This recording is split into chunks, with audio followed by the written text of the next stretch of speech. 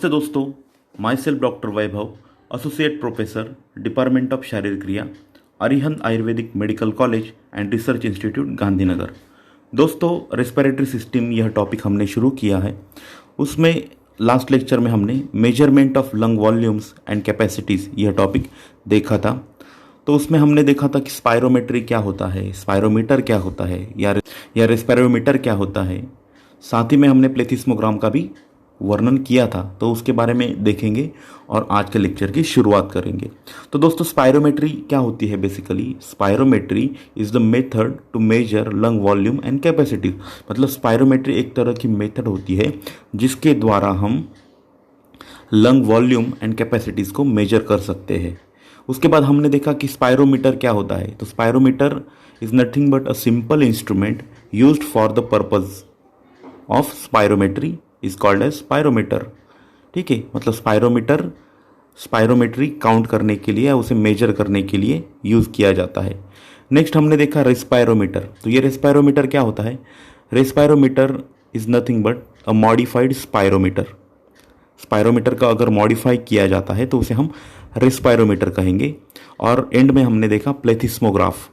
तो प्लेथिस्मोग्राफ अगर स्पायरोमीटर में या रेस्पिरोमीटर में कुछ कमियां रह जाती है तो हम लंग वॉल्यूम और लंग कैपेसिटी मेजर करने के लिए जिस इंस्ट्रूमेंट की मदद लेते हैं उसे हम प्लेथिस्मोग्राफ कहते हैं। तो यहाँ तक हमने लास्ट लेक्चर में देखा था, उसको हमने डिटेल में समझा था। लास्ट लेक्चर में हमने स्पायरोमीटर यह कंप्लीट किया था। तो आज के इस लेक्चर में हम नेक्स्ट जो वॉल्यूम एंड कैपेसिटीज़ काउंट करने के लिए यूज़ किए जाते हैं उनके बारे में देखेंगे। स्पायरोमीटर और स्पायरोमेट्री के बाद आज के इस लेक्चर में हम स्पायरोग्राम के बारे में चर्चा करने वाले हैं। तो ये स्पायरोग्राम क्या होता है एक्चुअल, उसके बारे में हम समझेंगे। Spirogram is the graphical record of lung volumes and capacities using spirometer. मतलब स्पायरोमीटर की मदद से हम एक ग्राफिकल रिकॉर्ड बनाते हैं जिसकी मदद से लंग वॉल्यूम्स और लंग कैपेसिटीज़ को काउंट किया जाता है। उसे हम स्पायरोग्राम कहेंगे। तो उसे हम फिर से पढ़ेंगे। Spirogram is the graphical record of lung volumes and capacities using spirometer. Upward deflection of the spirogram denotes inspiration and downward curve indicates expiration. यहाँ पे हम अब स्पायरोग्राम के बारे में देखेंगे कि स्पायरोग्राम में अगर अपवर्ड डिफ्लेक्शन दिख रहा है तो वो इंस्पिरेशन को बताता है, और अगर डाउनवर्ड कर्व आ रही है दैट इंडिकेट्स द एक्सपिरेशन। तो ये चीज़ हमें याद रखनी है कि अगर हम स्पायरोग्राम देखते हैं तो वहाँ पे जो अपवर्ड डिफ्लेक्शन आता है वो इंडिकेट करता है इंस्पिरेशन को, और जो डाउनवर्ड कर्व आएगी that indicates the expiration. In order to determine the lung volumes and capacities following 4 levels are to be noted in spirogram. अगर हमें लंग वॉल्यूम और लंग कैपेसिटीज़ को मेजर करना है या उसका अच्छी तरह से एक्सप्लेनेशन देखना है तो हमें 4 चीज़ें नोट करनी होती है। तो उसे अब हम एक एक करके देखेंगे।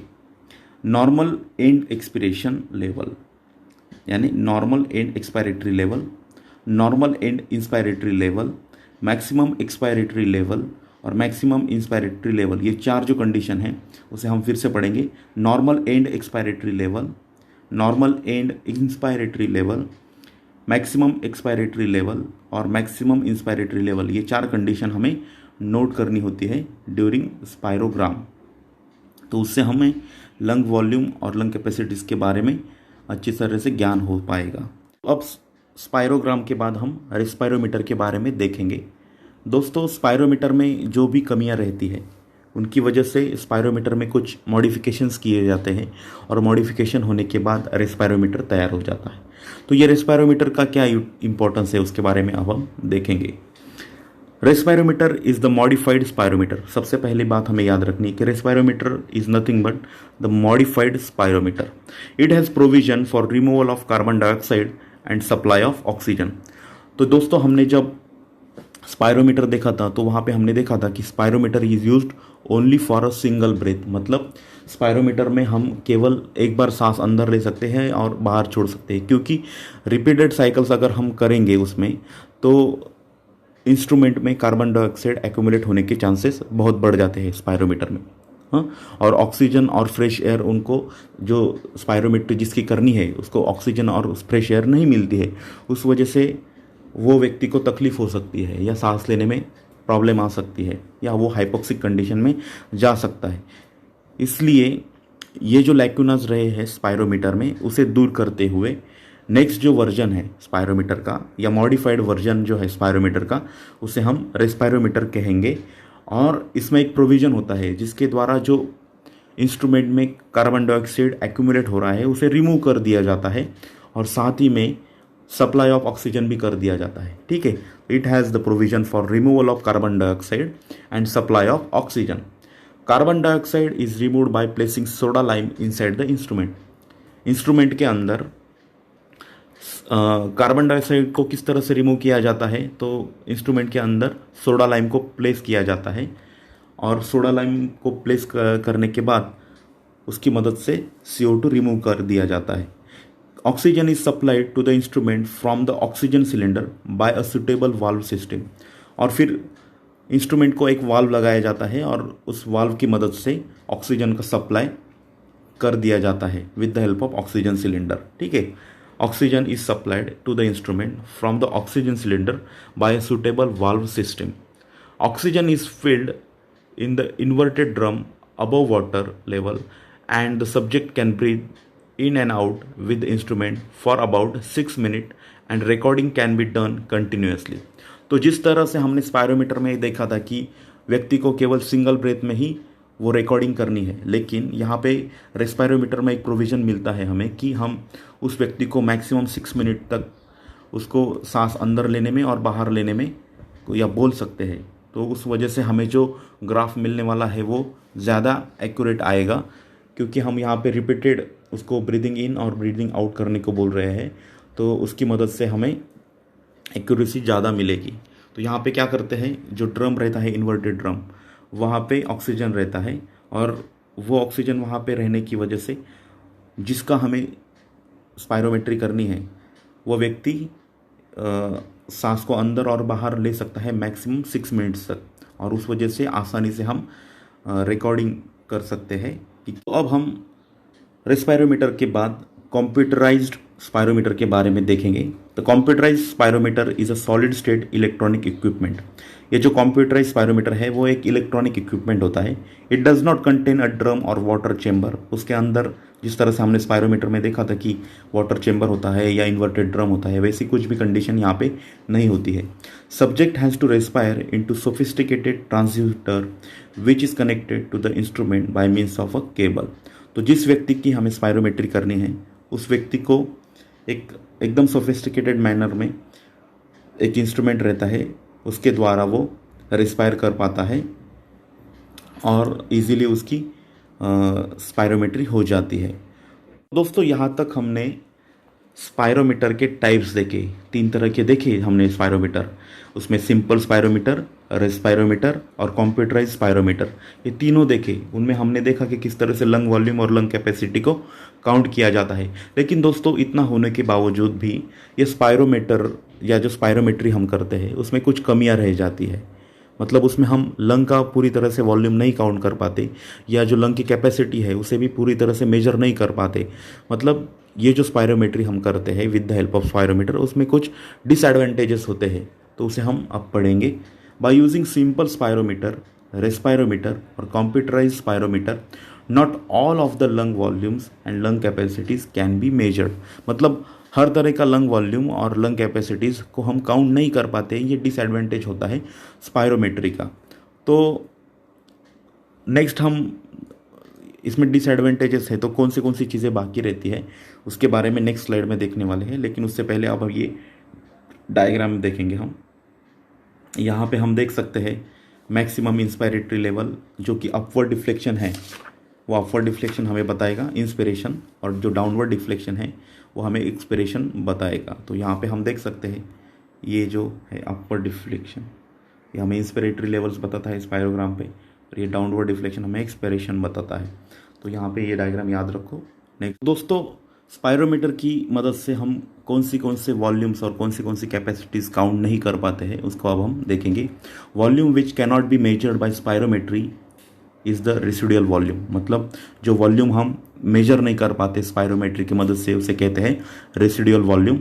और capacities which include residual volume also cannot be measure. मतलब और जो कैपेसिटी है जो कि रेसिडुअल वॉल्यूम को इंक्लूड करती है उसे भी हम काउंट नहीं कर पाते। मतलब रेसिडुअल कैपेसिटी और रेसिडुअल वॉल्यूम हम मेजर नहीं कर पाते हैं स्पायरोमीटर की मदद से। तो इन्हें अगर मेजर करना है हमें, किसे, रेसिडुअल कैपेसिटी और रेसिडुअल वॉल्यूम को अगर हमें मेजर करना है तो कौन से इंस्ट्रूमेंट्स है उनकी मदद से हम इसे मेजर कर पाते हैं, उनके बारे में अब हम देखेंगे। तो ये पूरा आज फिर से पढ़ेंगे। Volume which can not be measured by spirometry is the residual volume and capacities which can include residual volume also cannot be measured. Volume and capacities which cannot be measured by spirometry are measured by nitrogen washout technique और helium dilution technique और body plethysmograph। मतलब जो volume और capacities स्पायरोमेट्रिक की मदद से major नहीं किए जाते हैं उनको मेजर किया जाता है बाय नाइट्रोजन वॉशआउट टेक्निक और हीलियम डाइल्यूशन टेक्निक और बाय बॉडी प्लेथिस्मोग्राफ। ये 3 टेक्निक से हम वॉल्यूम एंड कैपेसिटीज़ को काउंट कर सकते हैं। तो दोस्तों आज के इस लेक्चर में हमने स्पायरोग्राम के बारे में देखा। तो स्पायरोग्राम क्या होता है? Spirogram is the graphical record of lung volumes and capacities using spirometer. मतलब स्पायरोमीटर की मदद से एक जो ग्राफिकल रिकॉर्ड बनता है जिसमें हमें लंग वॉल्यूम्स और लंग कैपेसिटीज़ के बारे में पता चलता है, उसे हम स्पायरोग्राम कहते हैं। यहाँ पे दोस्तों हमने एक महत्वपूर्ण चीज़ समझी कि स्पायरोग्राम में अगर अपवर्ड डिफ्लेक्शन आता है तो उसे हम इंस्पिरेशन का मतलब इंस्पिरेशन की वजह से वो अपर डिफ्लेक्शन आई है ऐसे मानते हैं। और जो डाउनवर्ड कर्व स्पायरोग्राम में दिखती है वो दैट इंडिकेट्स द एक्सपिरेशन। तो आगे हमने रेस्पायरोमीटर के बारे में भी देखा कि respirometer nothing but the modified spirometer. मतलब स्पायरोमीटर में जो कमियां है उसे दूर करके रेस्पायरोमीटर बनाया जाता है। और रेस्पायरोमीटर में एक प्रोविज़न होता है जिसकी मदद से CO2 को रिमूव कर सकते हैं और ऑक्सीजन का सप्लाई भी जिस सब्जेक्ट का हमें स्पायरोमेट्री करनी है उसे किया जाता है। जिस तरह से सिंपल स्पायरोमीटर में कार्बन डाइऑक्साइड एक्यूमुलेट होता है और वो व्यक्ति केवल एक बार ही ब्रीथ इन और ब्रीथ आउट कर पाता है, तो यहाँ पे मॉडिफाइड स्पायरोमीटर में या रेस्पायरोमीटर में वो व्यक्ति मैक्सिमम 6 मिनट तक रिकॉर्डिंग कर सकता है, मतलब ब्रीथ इन और ब्रीथ आउट कर सकता है। उसकी वजह से हमें जो स्पायरोग्राम मिलने वाला है वो ओरिजिनल या अच्छी क्वालिटी का मिल सकता है। तो नेक्स्ट हमने कंप्यूटराइज स्पायरोमीटर के बारे में देखा कि कंप्यूटराइज स्पायरोमीटर क्या होता है। तो computerize spirometer is solid state electronic equipment. एक इलेक्ट्रॉनिक इक्विपमेंट होता है जिसकी मदद से हम स्पायरोमेट्री करते हैं। यहाँ पे कंप्यूटराइज स्पायरोमीटर में स्पायरोमीटर की तरह वाटर चैम्बर भी नहीं होता है और इन्वर्टेड ड्रम भी नहीं होता है। यहाँ पे जिस व्यक्ति की हमें स्पायरोमेट्री करनी है उसे एक सिंपल ट्रांसड्यूसर की मदद से रेस्पिरेशन करने को बोल दिया जाता है और उसके बाद वह इंस्ट्रूमेंट स्पायरोग्राम को निकालता है।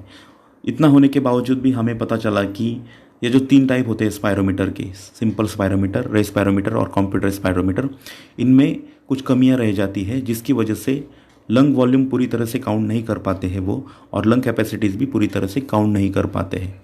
और कौन से लंग वॉल्यूम काउंट नहीं कर पाते हैं? तो रेसिडुअल वॉल्यूम जो है उसे वो स्पायरोमीटर की मदद से काउंट नहीं कर पाते हैं। और जो कैपेसिटी होती है जो कि रेसिडुअल वॉल्यूम की वजह से आने वाली है उसे भी वो काउंट नहीं कर पाते हैं। मतलब यहाँ पे 2 चीज़ें काउंट नहीं करते हैं, एक तो रेसिडुअल वॉल्यूम और दूसरा होते हैं रेसिडुअल कैपेसिटी। ये 2 चीज़ें ये काउंट नहीं करने की वजह से हमें नेक्स्ट इंस्ट्रूमेंट की ज़रूरत होती है। तो ये नेक्स्ट इंस्ट्रूमेंट कौन से है उसको हम नेक्स्ट चैप्टर में देखने वाले हैं, लेकिन उनके हमें खाली नाम इस चैप्टर में पता होने चाहिए। तो वो कौन से इंस्ट्रूमेंट्स है जिनकी मदद से वॉल्यूम या रेसिडुअल कैपेसिटी को काउंट किया जाता है, उसे कहते हैं nitrogen washout technique, helium dilution technique और बॉडी प्लेथिस्मोग्राफ। दोस्तों मैं आशा करता हूँ कि यहाँ तक आपको समझ में आया होगा। इसमें हम नेक्स्ट टॉपिक देखेंगे। अब तक के लिए थैंक यू। यहाँ हम रुकेंगे।